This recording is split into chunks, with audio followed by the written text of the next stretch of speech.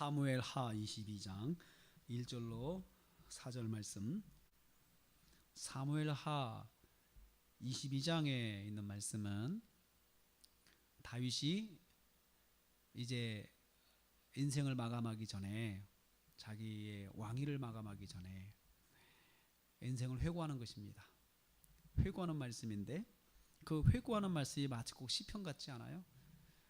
회고하는 말씀인데, 여기서 자기 인생을 돌아보면서 하나님이 자기에게 어떤 하나님이셨는가, 그것을 고백하고 있습니다. 그래서 거기 이렇게 말씀하죠. 여호와께서 다윗을 모든 원수의 손과 사울의 손에서 구원하신 그날에 다윗이 이 노래의 말씀으로 여호와께 아뢰었다. 신앙 고백하는 거죠. 우리 하나님께 찬양하는 거죠. 찬양. 하나님, 제 일생 동안 하나님은 저에게 이런 분이셨습니다. 이렇게 찬양을 지금 하고 있습니다. 뭐라고 했습니까? 여호와는 나의 반석이십니다. 반석. 반석은 주춧돌을 말합니다. 인생에 자기가 밟고 다니는 이 땅의 상태, 반석같이 만들어서 흔들리지 않게 만들어 주신 거죠. 멕시코에서 지진이 크게 났잖아요. 땅이 갈라졌잖아요. 땅이 갈라져도요, 바위는 반석은 갈라지지 않습니다. 그래서 반석같이 지지해 주셔서, 자기를 지탱해 주셔서 이끌어 주신 분이시다, 이렇게 고백을 했습니다. 나의 요새시요. 요새는 딱 빙 둘러가지고 울타리를 만들어가지고 가운데 놓고 보호해주는 것이 요새입니다. 요새는 전쟁의 상황에서 보호해주는 역할을 하는 것이 바로 요새죠. 나를 위하여 나를 건지시는 자시오. 건졌다고 하는 것은 어디에 빠졌다는 거 아니겠습니까? 어디에 빠졌는데 그 빠진 상태에서 끌어내 주신 거죠. 왜 끌어내 주셨을까요? 자기 혼자 스스로 빠져나오지 못하는 거예요. 그 빠진 곳에서 스스로 빠져나오지 못하는 거예요. 그러면 여러분, 이 9절만 보더라도, 2절 말씀을 보더라도 다윗의 삶이 얼마나 다윗의 삶이 치열했는지를 알 수 있죠. 얼마나 치열했는지, 인생 자체가 얼마나 치열했는지, 그 치열한 인생 속에서 하나님께서 든든한 지지대 역할을 해주셔서 넘어지지 않게 해주시고, 또 요새 역할을 해주셔서 공격으로 또 보호해 주시고, 내가 어디에 빠져가지고 도저히 헤어나오지 못하는 상황 속에서 하나님께서 나를 거기서 건져 주시고 하는 그런 하나님이셨다. 나의 피할 나의 반석의 하나님이시여. 여기서는 반석에 더 수식구가 붙었죠. 수식어가 피할 반석이시다. 피할 반석. 땅이 갈라지고 또 인생의 지지가 흔들릴 때, 자기가 참 어찌할 바를 모르고 감당할 수 없을 때 그것을 얼른 피해가지고 거기에 딱 서 있으면 된다는 거죠. 하나님 앞에 서 있으면 된다. 그것을 경험한 거예요. 하나님 앞에 서 있도록 하나님께서 내 인생을 이끌어 주신 거죠. 내 앞에 서 있어라. 내 앞에 서 있어라. 나의 방패이시오. 방패는 공격으로부터 방어해주는 무기죠.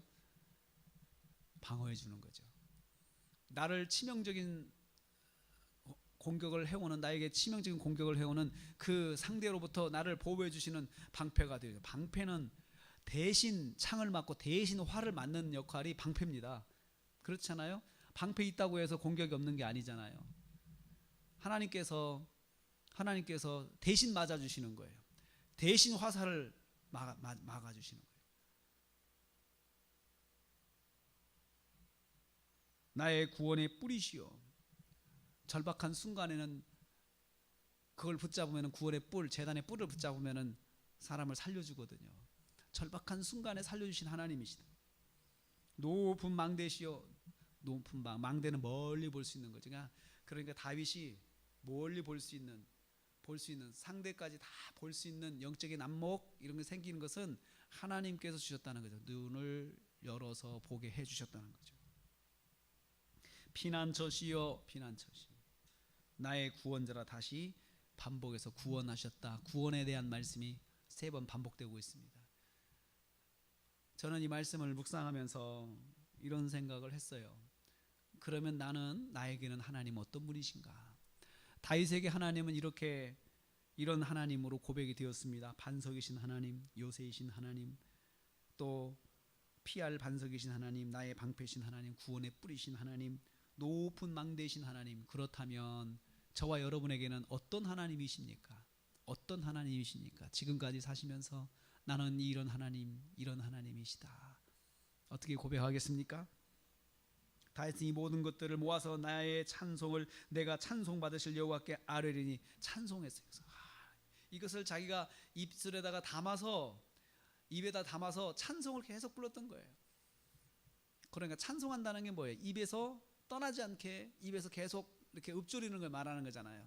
다른 말이 나오지 않고 이런 하나님을, 이 하나님에 대한 고백이 나올 수 있도록 계속해서 반복해서 언급했다는 것이죠.